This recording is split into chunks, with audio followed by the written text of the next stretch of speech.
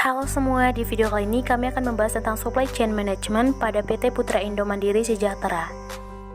Perkenalkan, nama saya Ayu Monika Burusubakti, NIM 19208034. Saya Uci Mesanta Berusinulingga dengan NIM 192080001. Saya Feorani Sania Berubangun, NIM 192080036.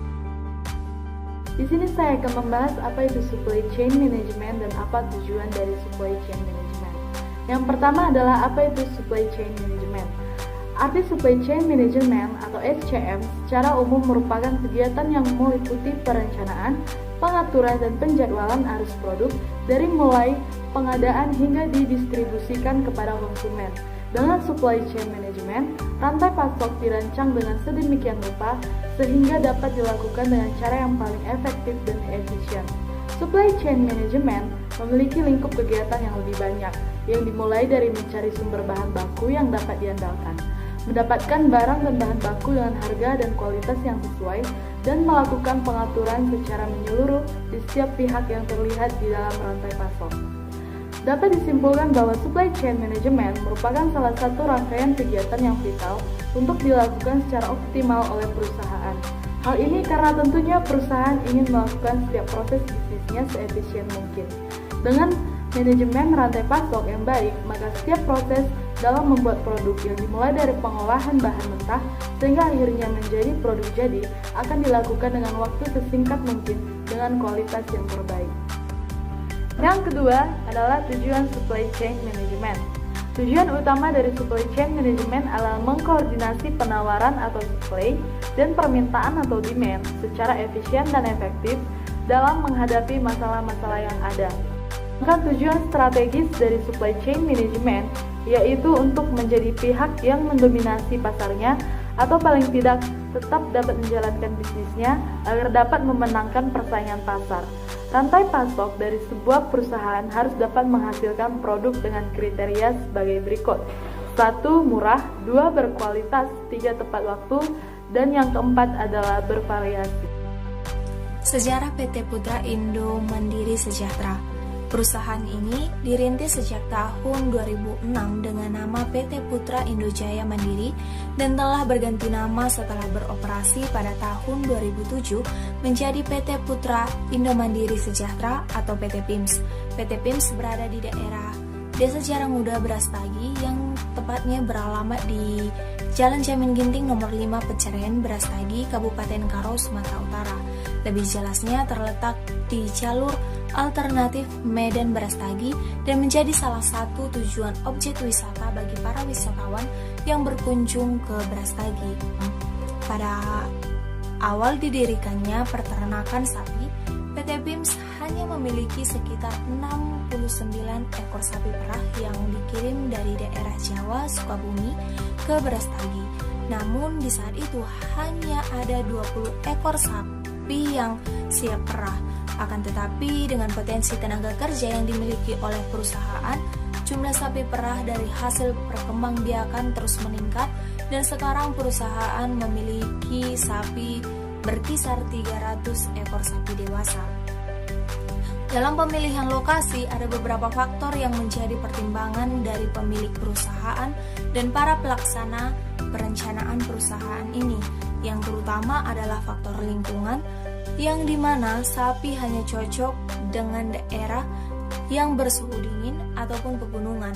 Hal ini membuat kota Brastagi menjadi salah satu tempat yang paling mendekati untuk kriteria peternakan sapi di Sumatera Utara, dikarenakan kota Brastagi yang terletak di daerah pegunungan dan memiliki suhu yang dingin yang sesuai untuk peternakan.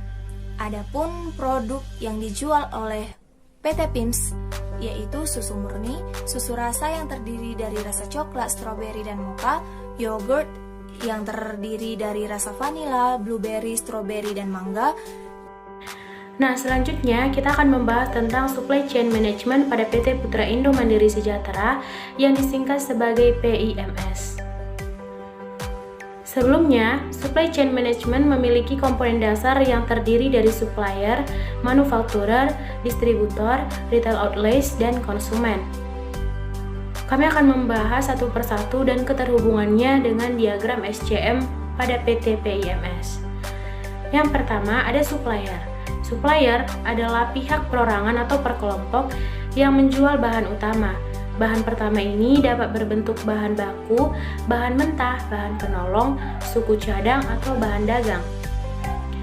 Nah, supplier terdiri dari peternak sapi, petani tebu, penghasil rasa, dan penghasil plastik. Selanjutnya ada manufakturer. Manufakturer adalah pihak yang melakukan produksi barang atau produk, merakit, membuat, atau finishing produk. Manufaktur adalah suatu cabang industri yang mengoperasikan peralatan, mesin, dan tenaga kerja dalam suatu medium proses untuk mengolah bahan baku, suku cadang, dan komponen lain untuk diproduksi menjadi barang jadi yang memiliki nilai jual. Misalnya dari petani sapi, setelah susu sapi diperas, maka ada suatu proses supaya menjadikan susu yang bisa dijual atau memiliki nilai jual. Nah, dalam proses produksinya akan diolah oleh pihak manufakturer. Selanjutnya seperti petani tebu yang akan menghasilkan tebu. Nah, tebu ini akan dijadikan sebagai gula. Dalam proses produksinya akan dibuat oleh pihak manufakturer. Selanjutnya seperti penghasil rasa minuman yang akan diproduksi menjadi perisa rasa. Seperti dalam susu rasa ada rasa coklat, stroberi, mocha. Seperti pada yogurt ada rasa vanila, stroberi, blueberry, dan mangga. Itu juga diproduksi oleh pihak manufakturer. Dan penghasil plastik yang akan diproduksi sebagai kemasan cup, botol, ataupun tempat produk nantinya yang tersedia di pabrik. Dalam hal produksinya itu juga dilakukan oleh pihak manufakturer. Begitu juga dengan produk yang dihasilkan dari PT PIMS seperti susu murni, susu rasa, yogurt, ini juga diproduksi oleh pihak manufakturer. Yang nantinya produk pada PT PIMS akan memiliki nilai jual karena bahan baku ataupun bahan mentah sudah diproduksi oleh pihak manufakturer. Nah, selanjutnya ada distributor. Distributor adalah orang atau kelompok yang membeli produk dari produsen dan akan dijual ke pedagang lain atau konsumen langsung. Ini misalnya distributor yang akan membeli produk bahan baku ataupun bahan mentah kepada petani ataupun penghasil rasa ataupun penghasil plastik yang akan dijualkan lagi kepada PT PIMS atau ke konsumen langsung. Ini misalnya penjualan dari suatu perusahaan yang dijual langsung kepada konsumen, jadi melalui distributor. Nah, perantara lain ini bisa bermacam-macam, antara lain agen dan reseller. Distributor terdiri dari distributor bahan baku, di mana distributor akan merangkap semua bahan baku ataupun membelinya supaya dikirim atau dijualkan ke PT PIMS untuk membuat produk di PT PIMS. Nah, selanjutnya ada juga distributor kemasan, di mana distributor akan membeli kemasan atau tempat produk seperti plastik, cup, dan botol di suatu pabrik lalu menjualnya ke PT PIMS. Nah, setelah produk selesai dibuat dan dikemas pada PT PIMS yang diproduksi oleh manufakturer, produk siap dijual dengan bantuan distributor, di mana distribusi yang biasa dilakukan dengan cara penjualan langsung ke konsumen dan juga bisa penjualan dari agen yang sudah ditentukan di Brastagi dan di Medan, ataupun dalam SCM kita kenal sebagai retail outlets. Nah, selanjutnya kita akan membahas tentang retail outlets yang disebut juga dengan retailer, pengecer, ataupun agen, merupakan aktivitas utamanya menjual produk ke konsumen akhir.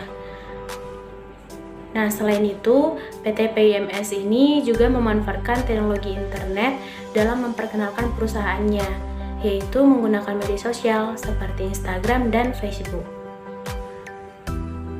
Tenaga kerja yang dimiliki perusahaan dalam pendistribusian ini adalah sopir mobil box yang mengantarkan produk kepada agen dan konsumen sesuai dengan orderan mereka. Dan yang kita lihat di akhir adalah konsumen atau pelanggan yang menjadi pembeli produk susu murni, susu rasa, dan yogurt dari agen ataupun pengecer. Nah, itulah dia video penjelasan tentang supply chain management pada PT Putra Indo Mandiri Sejahtera atau disingkat sebagai PIMS. Sekian dan kami ucapkan terima kasih.